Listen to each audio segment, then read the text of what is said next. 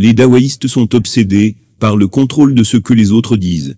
Et ils sont prêts à tout essayer, s'ils pensent que cela peut les aider à faire taire les critiques de l'islam. Ils essaient constamment de faire interdire les critiques de l'islam sur les réseaux sociaux. Ils doxent les critiques de l'islam. Ils utilisent des insultes raciales. Ils prient pour que les critiques de l'islam aient des maladies. Ils menacent les critiques de l'islam, menacent leur famille. Les attaquent physiquement. C'est une obsession.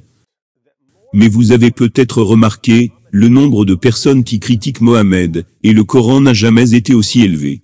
Alors en quoi tous ces meurtres de caricaturistes marchent pour les dawaïstes? On dirait que leur tactique ne les aide pas.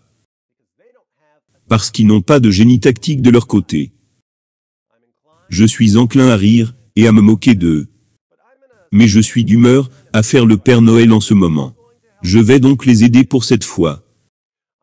Je vais montrer aux dawaïstes et aux djihadistes du clavier du monde entier comment ils peuvent enfin faire taire toutes les critiques de l'islam, y compris moi. Lisons un tweet pour commencer. Un de mes amis est instituteur à l'école primaire.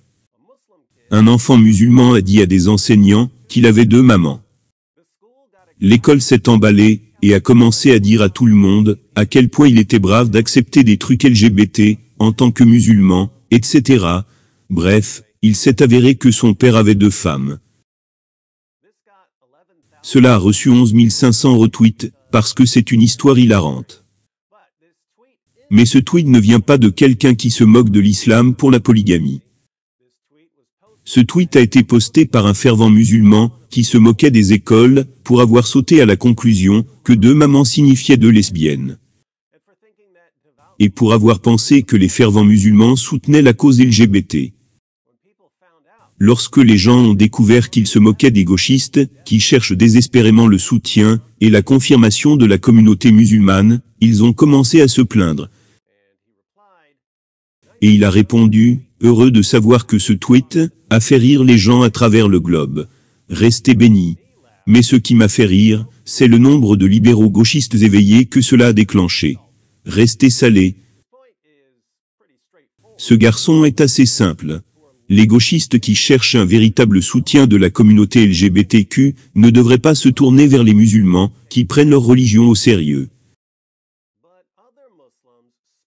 Mais d'autres musulmans ont repéré une incohérence chez les progressistes. C'est une histoire hilarante. Mais plus sérieusement, je trouve bizarre qu'il soit progressiste d'avoir une relation ouverte ou d'être dans une relation triangulaire. Mais bizarre qu'un homme ait 2 femmes. C'est un peu bizarre. Maintenant, je ne suis pas un fan de la polygamie, mais les musulmans n'ont pas tort, n'est-ce pas? Si vous êtes un homme, et que vous dites que vous êtes polyamoureux, et que vous êtes amoureux de plusieurs femmes, et que vous avez des relations avec plusieurs femmes, vous n'êtes pas considéré comme une ordure. Au contraire, on vous félicite d'être tellement progressiste dans vos relations. Mais si vous décidez d'épouser les femmes avec lesquelles vous avez des relations, vous êtes soudainement polygame, et non progressiste, et personne ne vous applaudit. Où est la cohérence? La cohérence, ainsi qu'un peu de honte et d'injure, c'est ce que les dawaïstes peuvent utiliser pour faire taire éventuellement les critiques contre Mohammed. Voici comment faire. Première étape.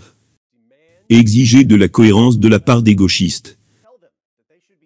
Leur dire qu'ils devraient encourager la polygamie, tout autant qu'ils encouragent tout autre type de relation. La cohérence n'a jamais été une préoccupation pour eux. Mais puisqu'ils sont obsédés par l'idée d'être du même côté que les musulmans, je pense vraiment qu'ils seraient d'accord avec ça. Et s'ils ne le sont pas, commencez simplement à les traiter d'islamophobes. Et regardez à quelle vitesse ils se mettront à célébrer la polygamie. Donc amener les gauchistes à accepter les relations polygames en même temps que toutes les autres relations qu'ils acceptent. Deuxième étape. Exiger qu'un P pour polygame soit ajouté à la liste LGBTQIA+, pour en faire un LGBTQIA+P. Tous les hommes musulmans qui sont polygames pourront alors commencer à s'inclure dans la communauté LGBTQIA+P. les lois contre la polygamie se verront bientôt modifiées. Parce que la plupart des politiciens ne voudront pas être du mauvais côté concernant LGBTQIA+P. Ainsi, la critique de la polygamie ne sera plus tolérée. Et cela signifie que Mohamed ne pourra plus être critiqué pour avoir une femme en même temps. Troisième étape.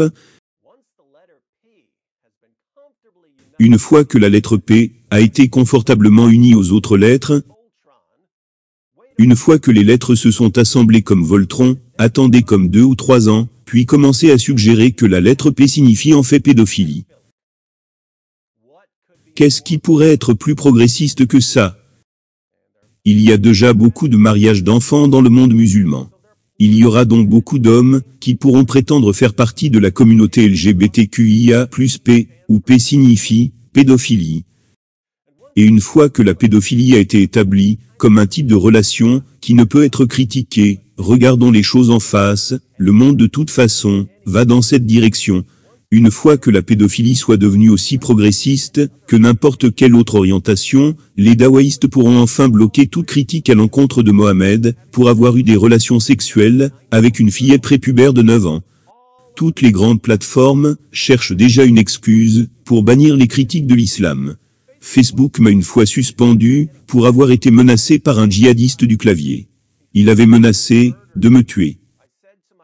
J'ai dit à mes amis Facebook, regardez ce qu'il vient de dire. Et Facebook m'a suspendu pour avoir été menacé. Twitter m'a même suspendu lorsque je condamnais la violence à l'encontre des musulmans parce qu'ils voulaient simplement me suspendre.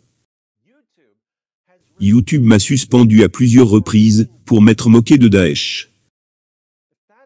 Si c'est ainsi que les plateformes traitent les critiques de l'islam, lorsque l'islam n'est pas ajouté à la fin de LGBTQIA+, comment les plateformes nous traiteraient-elles si l'islam bénéficiait de cette protection supplémentaire? Et si l'islam avait la double protection d'être la religion préférée de tous les gauchistes et de faire partie de la LGBTQIA+P?